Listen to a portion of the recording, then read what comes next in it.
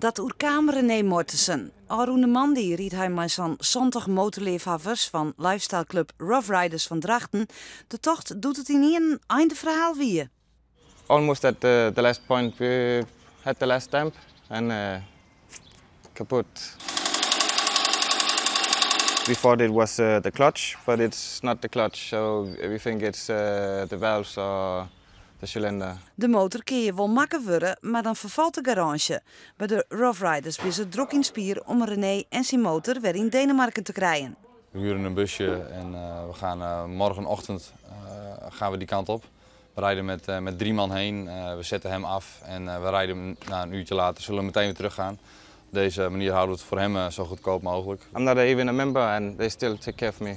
So it's they're already showing how good they are. Na nog meer telefoontjes is er dan dochs help van Denemarken. René wordt ophellen terug de Deense ANWB en zal waarschijnlijk joen alweer naar huis. En al wie het de oude dagen een heel nog heden, René had nog altijd een goede indruk van Friesland. As soon as the bike is ready, I'm coming back.